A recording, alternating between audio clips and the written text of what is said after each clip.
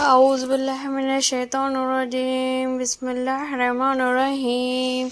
کھانے میں کوئی عیب دیکھو تو اللہ کا شکر ادا کرو، کھانے کے لائق ہے، بھوکے مرنے کے لائق نہیں، یعنی ناشکری مت کرو، کیونکہ لاکھوں لوگ ایسے ہیں جنہیں ایک نوالا بھی نصیب نہیں ہوتا۔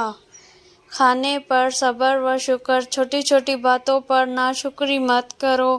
کھانے میں بال نکل آئے یا ذائقہ اچھا نہ لگے تو فوراً شکر کہو، الحمدللہ۔ کھانے سے پہلے اور بعد کی دعا یہ عادت ڈال دو، بسم اللہ سے شروع کرو اور آخر میں الحمدللہ کہو۔ یہ برکت بھی لاتا ہے اور بیماریوں سے بھی بچاتا ہے۔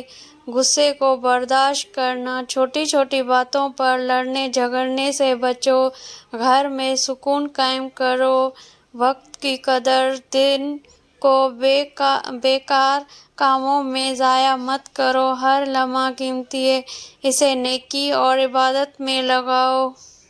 لوگوں کے عیب مت دیکھو، جیسے کھانے میں بال آ جائے تو سمجھ لو یہ بھی دنیا کا عیب دار ہے، اسی طرح دوسروں کی خامیوں کو برداشت کرنا سیکھو۔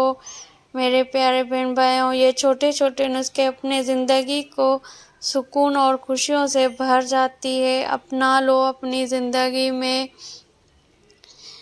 دعا: اے اللہ ہمیں صبر و شکر کرنے والا بنا دے، ناشکری اور غصے سے بچا لے اور ہماری زندگی کو حکمت و برکت سے بھر دے، آمین یا رب العالمین۔